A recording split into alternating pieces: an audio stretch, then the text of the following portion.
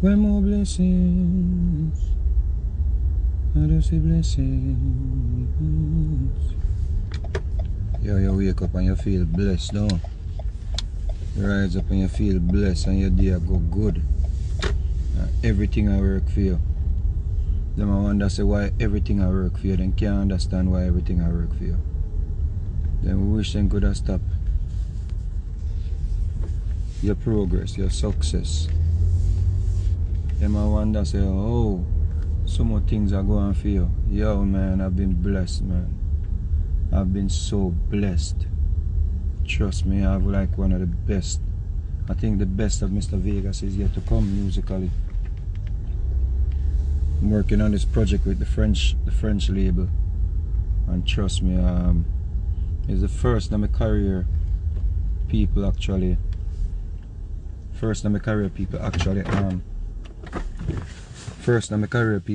like, you know, I put out the effort as a record label. I've never had a record label you know, it were put in so much.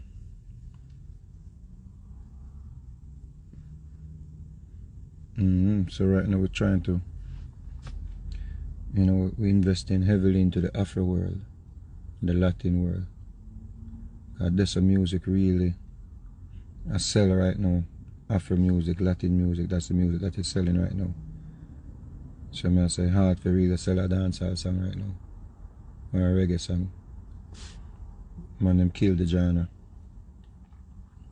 with them divisiveness and them evenness and them gatekeeping mentality, and the people them stood by and supported it for years, and then you the people now come and blame a talk about reggae music mashup and a look scapegoat. Let me call you right back here.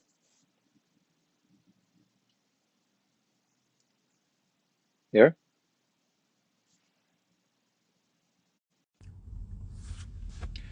Yeah man, sorry about that.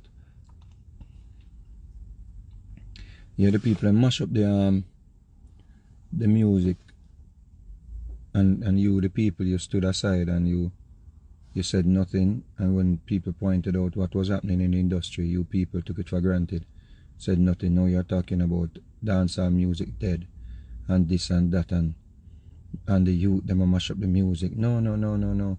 Y'all stood and watched.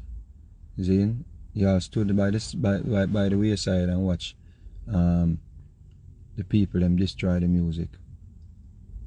Because you know, once you know invest in a somebody, once you know like somebody, them can't do no wrong for you. You understand? Once you know like a personality, them can do whatever them want to do. So I say even at the detriment of something. So that is what happened to dancehall music. So you find out say Afro music and them thing there right now.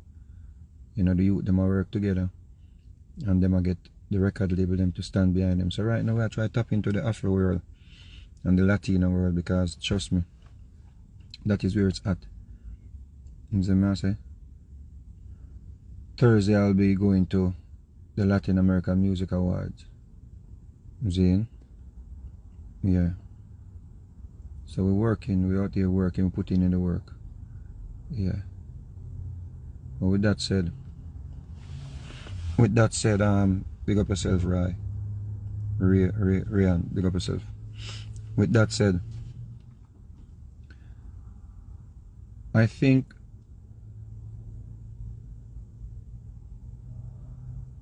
we can always give a critical analysis of dancehall music. It's just that some people choose not to listen, right? Because them think say my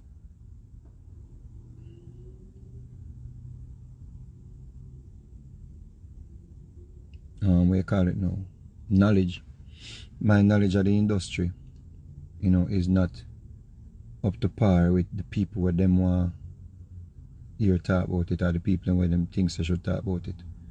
So if some other people they talk about the state of dancehall and the impacts and artists and all of them things, they wanna show artists a better way out and a better direction them that applaud them people if you do it, but because of Vegas I say it, some people go on out and like them not understand what me I say.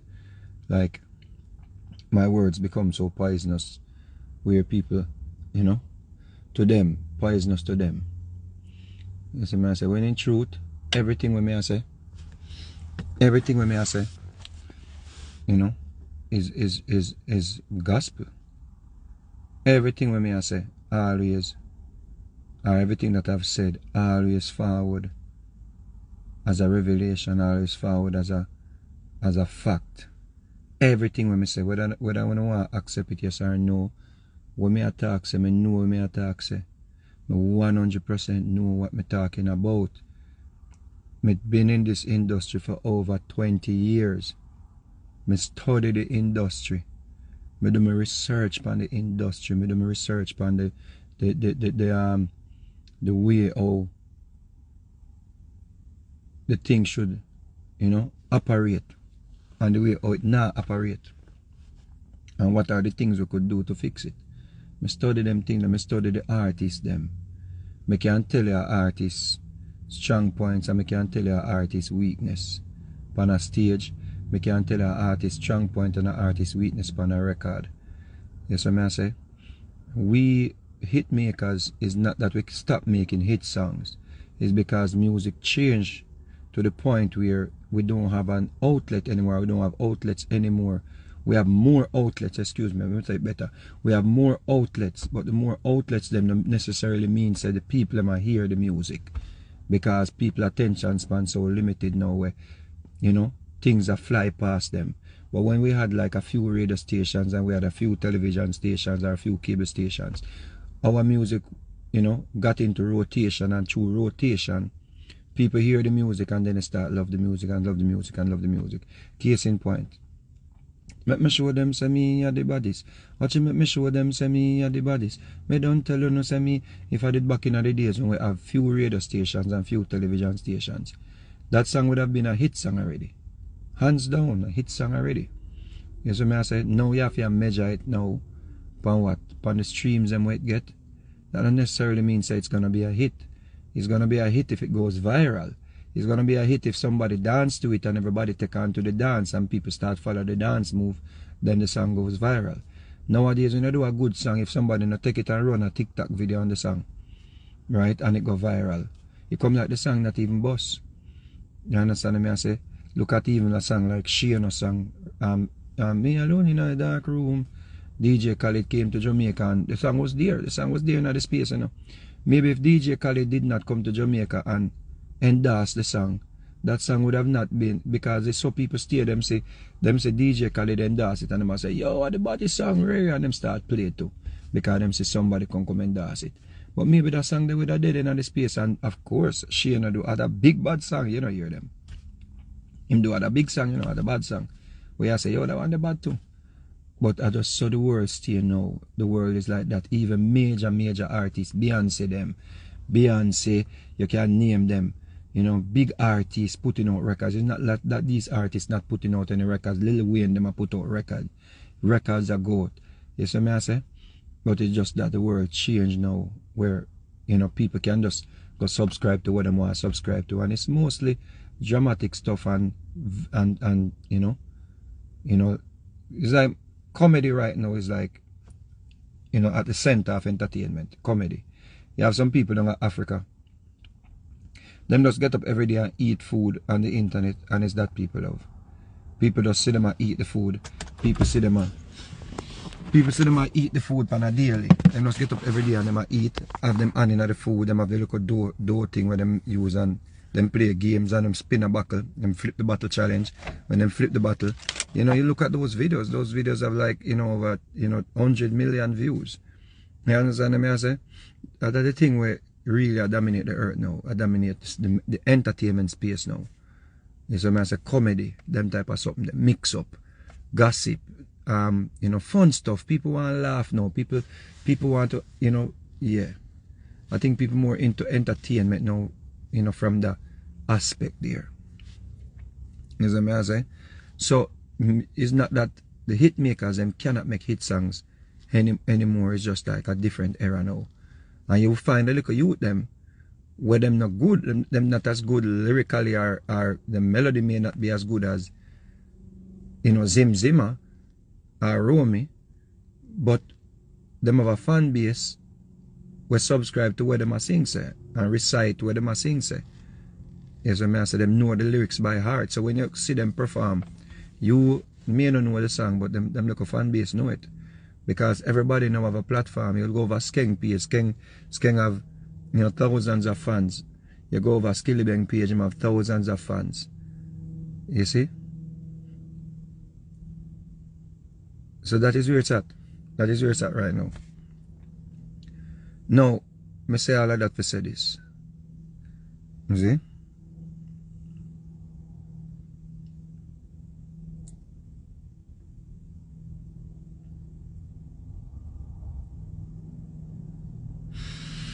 I say that to say all of this. So when I talk about dancehall music, I'm sure you what damage it. I'm sure you how we get to the point where we're at is a number of things. See? But we can also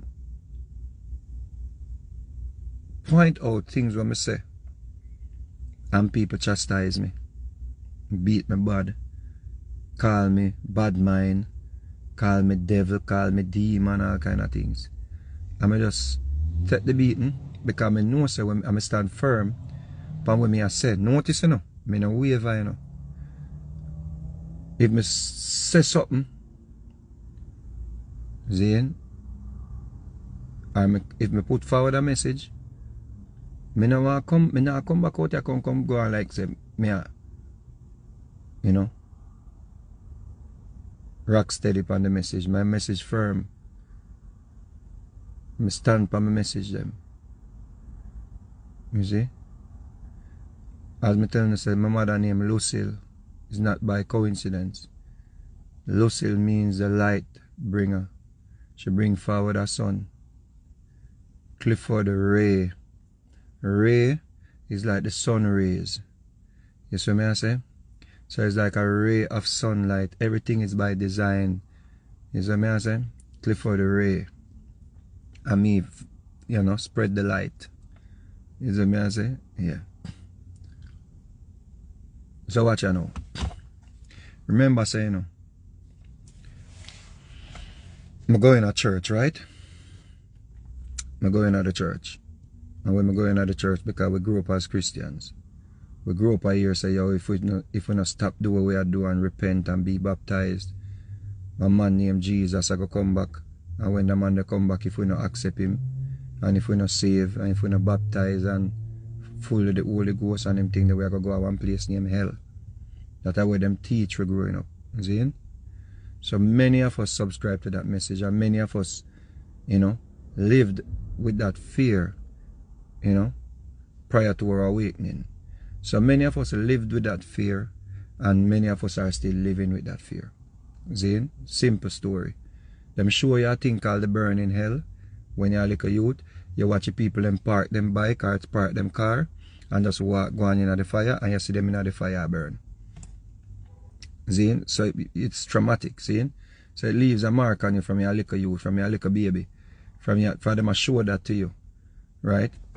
As a little youth. As a child, they must show that to you. So it must, if I show that to Carter and tell Carter, say that is what excuse me, that is what is going to happen to you if you be a bad person, or if you don't do your homework, or if you don't do whatever. You know, Carter is going to be traumatized. Every time he thinks about doing something wrong, he's going to remember that, you know, I showed him where people are burning in a fire because they did something wrong. So that is what happened to us growing up as youth, as children. The traumatic experience from watching those films and all them things. And hearing the pastor preach about it, and the church members them, you know, talk about dreams and all them things there. Right. So when I went to church because of them. As a big man, I still believe that, you know, because I remember say the indoctrination runs deep, you know. Remember say when them tell you that thing, then them plant it in your system where you believe it. So me used to be on stage and sing all my song them, and And I say, John no star, I not sing no more of them songs, you know. So when me record Broke It Down, I say, yo, Satan give me that song, you know. Because Satan want me go to hell, you know. Them way them used to talk about my music, you know, my creative process, you know. I say, devil this, you know, devil I work, you know, say, Ray. So even when me out there perform, I Broke It Down, I had to on them song, them I say, John no star. So I always tell myself, so when I find one more hit song, I go down with dancehall music or reggae music, and I go to church.